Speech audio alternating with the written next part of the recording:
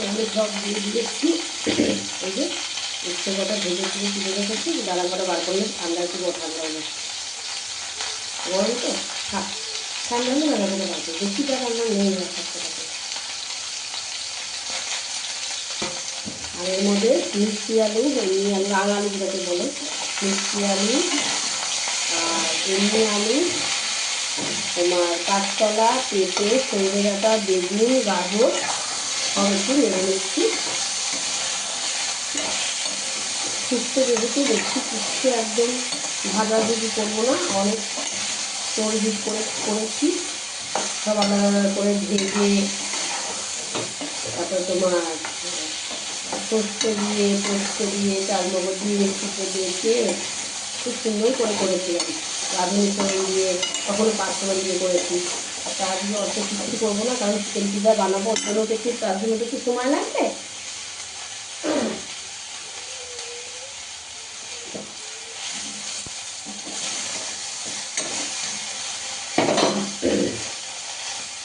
বেশি কিচ্ছু করছি না।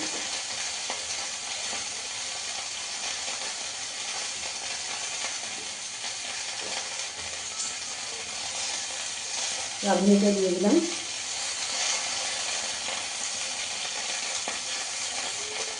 রাঁধুনি দিতে হয়, একসাথে দিতে যাবো না।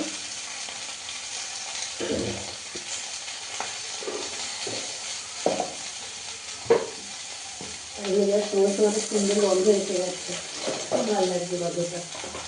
একটু আদা করতে নিচ্ছি।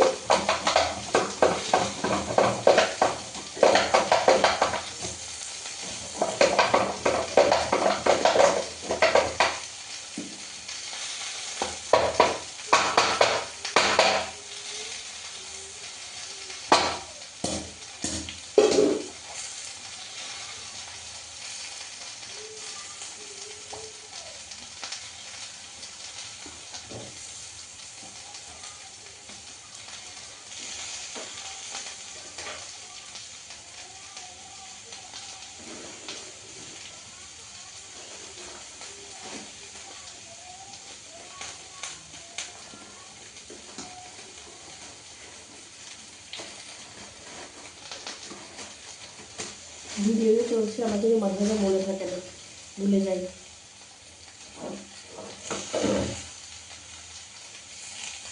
একটা শুকনো লঙ্কা সেখানে দিয়ে দিলাম।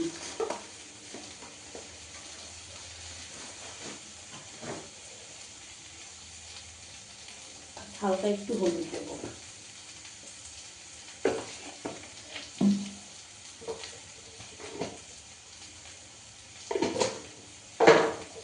লবণ দেবো।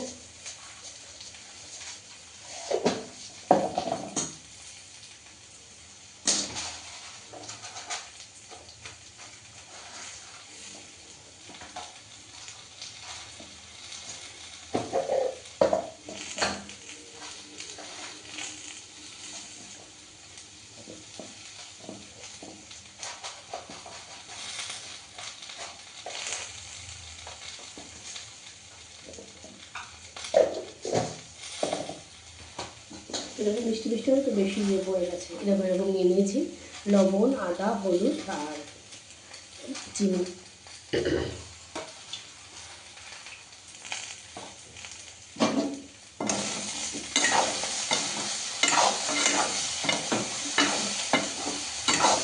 যখন তুলে গেছি কী করবো বলো তো, আলাদা করে ভেজে পরে বড়ির থেকে দিয়ে দেবো। চলো এটাকে পুরোটা দিয়ে নিই।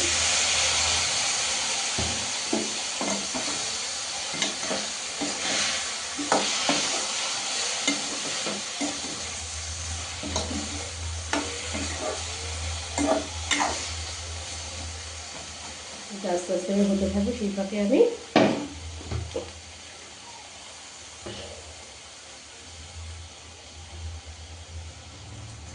সেইটাকে আমি কী করবো তোমরা কেউ বলতে পারবে?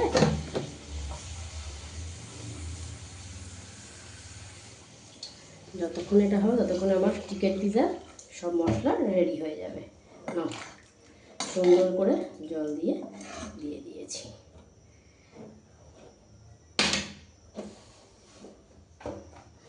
আর একটু জল লাগবে।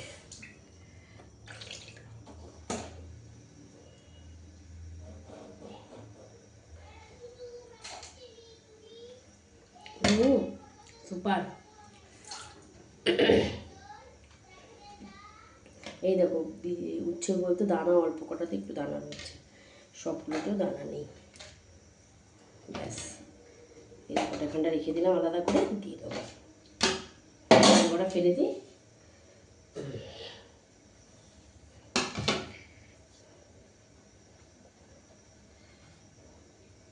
তো চলো আমি এটা দিয়ে একটুখানি ঢেকে রেখে দিই। আর উচ্ছে দিয়ে তো ডাল করবো, এই যে উচ্ছে ভেজে রেখে দিয়েছি। তো চলো আস্তে আস্তে করে ফুটুক, ততক্ষণ আমি ঘর থেকে একটু হাওয়াও খেয়ে আসি আর চিকেন পিজার সব সবজিগুলো কাটিং করে আসি। টাটা, পরে আবার আসছি।